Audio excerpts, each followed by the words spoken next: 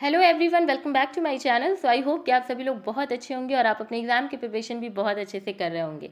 तो आज का जो हमारा न्यू वीडियो है, इस वीडियो में अगेन हम बीएससी 6 सेमेस्टर जूलॉजी पेपर 1 के यूनिट 3 की सेकेंड वीडियो पढ़ने जा रहे हैं। Okay, that is from your unit direct evidences of evolution, जिसमें हम फॉसिल्स की बात करते हैं।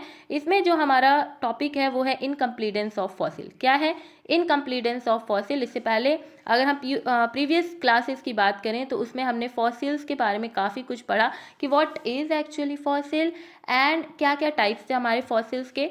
तो स्टडी भी हमने पढ़ी कि स्टडी क्या कहलाती है हमारे फॉसिल्स की। ठीक है, हमने फॉसिल्स का इंट्रोडक्शन पढ़ा कि फॉसिल क्या होता है।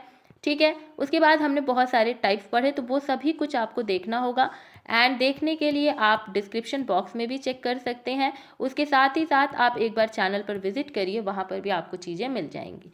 ठीक है, can you tell me what is the study of fossils? None. ठीक है, and one more thing is कि हम जो भी क्वेश्चंस आपको अपने डिस्क्रिप्शन बॉक्स में प्रोवाइड करते हैं, प्लीज़ बच्चा लोग उसे सॉल्व कर लिया करो। अगर वो नहीं सॉल्व करोगे ना तो घाटा होगा बेमतलब का। वैसे भी हम तुम्हें बहुत सारे क्वेश्चन सॉल्व कराने वाले हैं। अभी इसके बाद आज ही में आपको एमसीक्यूज़ की भी वीडियो मिलेंगी, जिसमें आप इवोल्यूशन की मोस्ट इंपॉर्टेंट एमसीक्यू अपने 6 सेमेस्टर के लिए सॉल्व करोगे। तो क्वेश्चन वगैरह सॉल्व करते रहो, वरना पढ़ाई करने का कोई मतलब ही नहीं है अगर तुम क्वेश्चन ही सॉल्व कर रहे हो तो please I am requesting you, begging you कि भैया सॉल्व करो।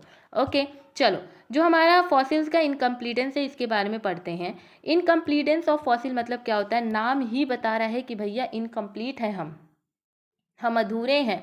तो जो फॉसिल्स अधूरापन क्यों रह जाता है हमारे फॉसिल्स में, एक फॉसिल अधूरा क्यों रह जाता है, आपसे ये इस यूनिट में बात की जाएगी। जो इनकम्प्लीटेंस है हमारे फॉसिल्स की, मतलब कि जीवाश्मों की अपूर्णता जो है, इस तथ्य का संदर्भित क्या है संदर्भ हमारा? ये इसका संदर्भ ये है कि फॉसिलाइज्ड रिमेन्स बचे होते हैं often represent only a fraction of the original organism, living gap in our understanding of its anatomy, behaviour and ecology.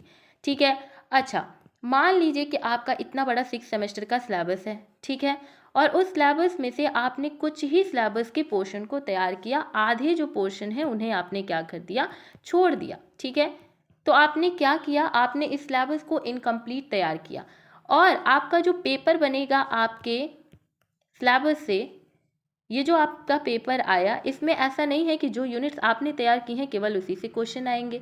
Question आपके पूरे पेपर का जो सिलेबस है उससे आने वाला है। तो आपने क्या किया है, आपने अपने सिलेबस को इनकम्प्लीट तैयार किया है और आपका पेपर भी अब इनकम्प्लीट ही जाने वाला है।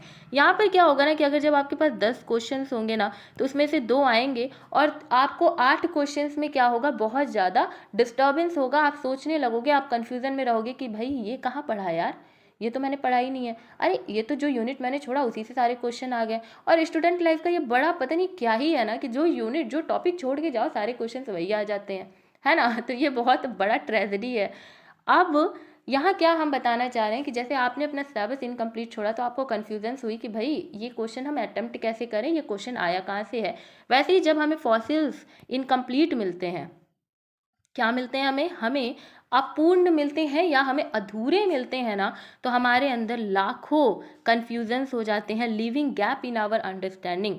हमें समझने में बहुत दिक्कत होती है कि ये जो फॉसिल हमें आधा अधूरा मिला है, ये किसकी एनाटॉमी है, ये किसकी शारीरिक रचना है, इसका व्यवहार क्या है और ये किस परिस्थिति में था, हमें सब कुछ समझने में क्या है दिक्कत आती है।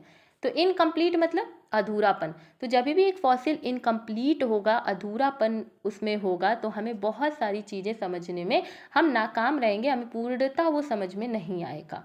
ओके, इमेजिन करते हैं कि मान लीजिए एक पैलेंटोलॉजिस्ट है जिसने डिस्कवर्ड किया एक फॉसिल का स्केलेटन। अब ये जो फॉसिल स्केलेटन है, ये किसका स्केलेटन है, हमारे डायनासोर का। Skeleton provides valuable information about the dinosaur's overall anatomy. There are many aspects of its biology that remains undue due to the incompleteness.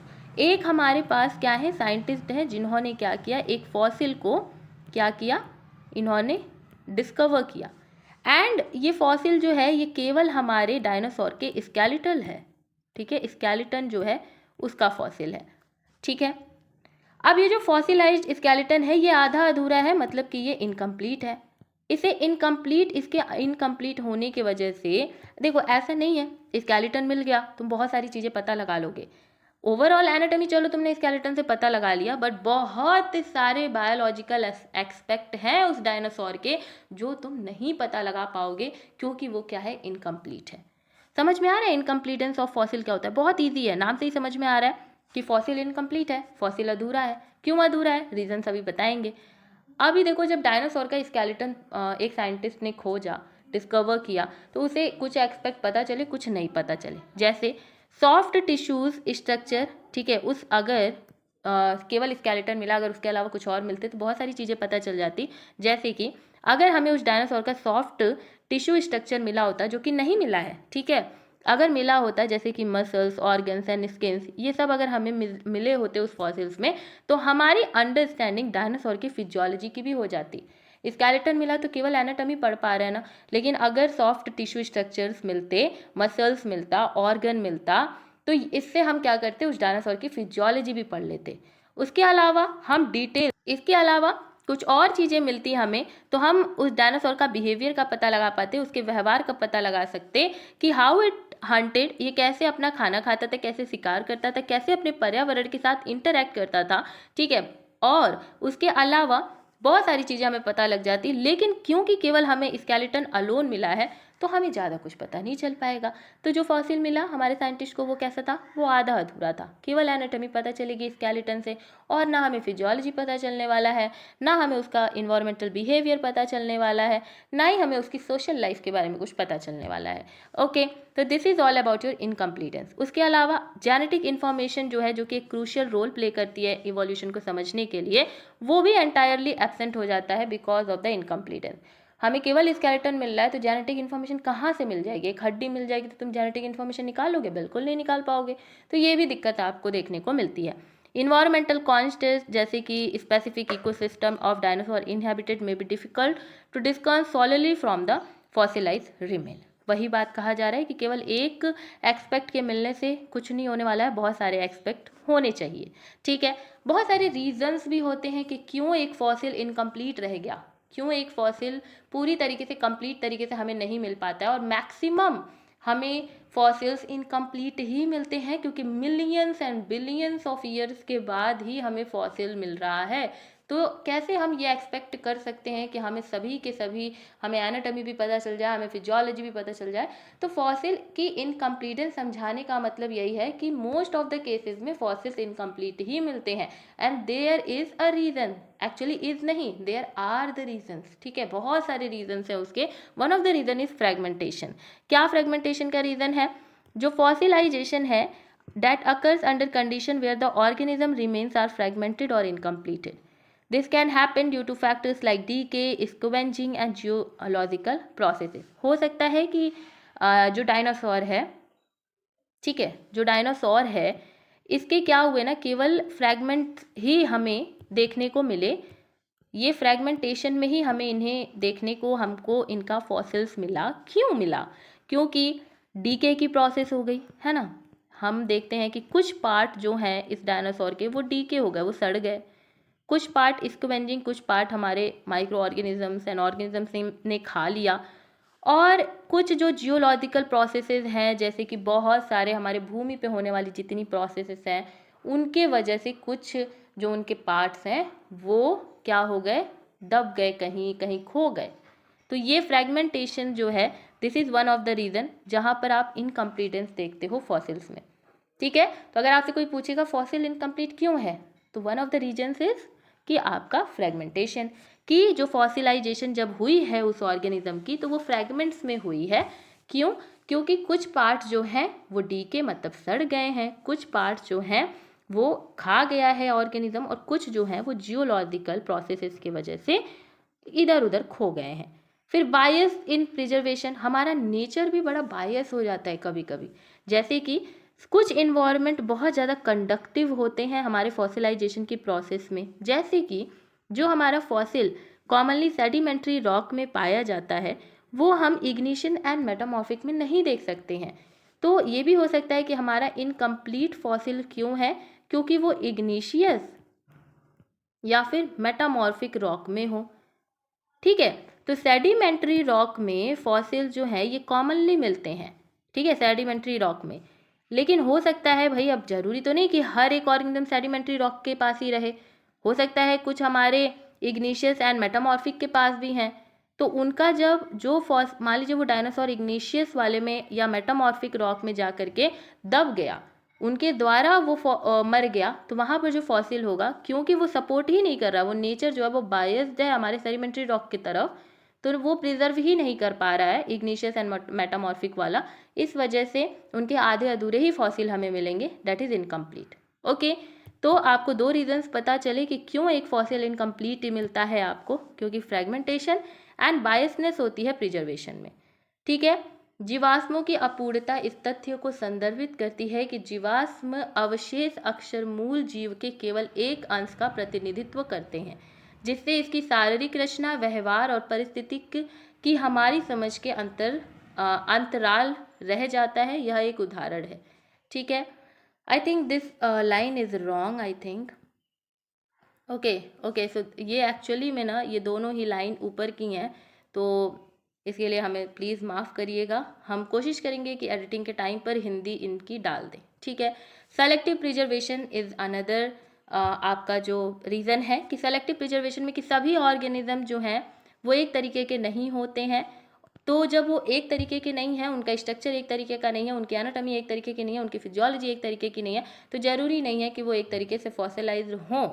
ठीक है, तो हार्ड, कुछ ऑर्गेनिज्म के पास बहुत हार्ड पार्ट्स होते हैं, जैसे कि शेल हो गया, बोन हो गया, और कुछ के पास बिल्कुल नहीं होते हैं, कुछ तो बहुत ही सॉफ्ट होते हैं। तो जो हार्ड वाले होंगे वो तो मिल भी जाएंगे मतलब फॉसिल्स के रूप में, लेकिन जो सॉफ्ट वाले हैं वो बाबा मिलने में बहुत ज़्यादा उनके लिए आपको दिक्कत होगी, हो सकता है वो मिले भी ना। तो because of the selective preservation, कि भाई प्रिजर्वेशन किसका हो पा रहा है लंबे टाइम तक, एक हार्ड पार्ट का लंबे टाइम तक प्रिजर्वेशन हो सकता है, लेकिन सॉफ्ट पार्ट का नहीं हो सकता है, जिस वजह से इनकम्प्लीट फॉसिल्स आपको देखने को मिलता है।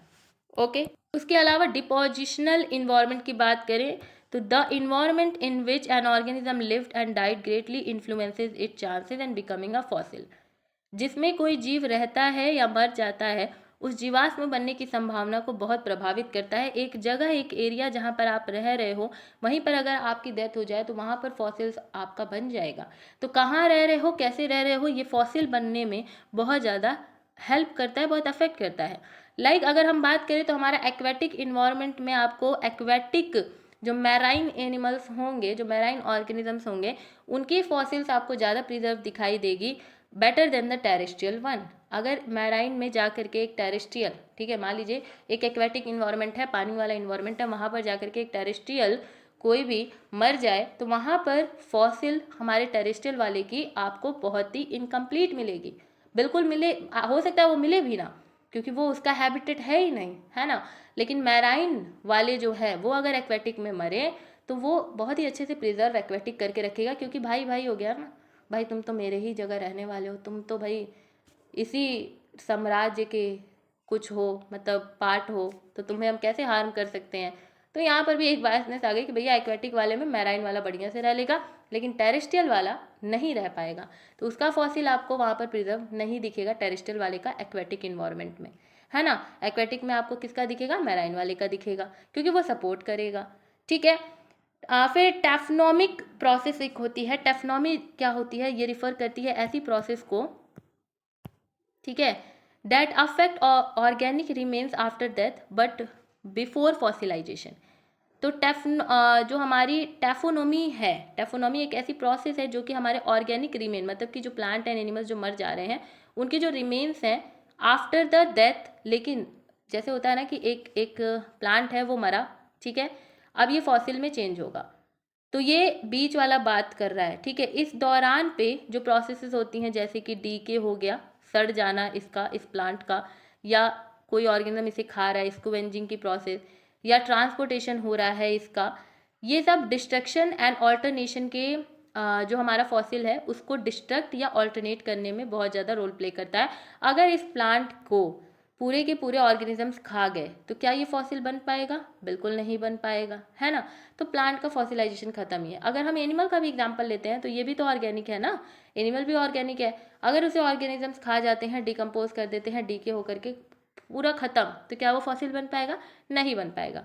तो टैफोनिक प्रोसेस वो है कि जब एक ऑर्गेनिज्म जो है वो डेथ करने के बाद और फॉसिलाइजेशन होने के पहले ये प्रोसेस आपको देखने को मिलती है, जिसमें डीके, स्कोवेनिंग एंड ट्रांसपोर्टेशन जैसे प्रोसेसेस जो हमारे फॉसिल्स को डिस्ट्रक्ट कर देते हैं।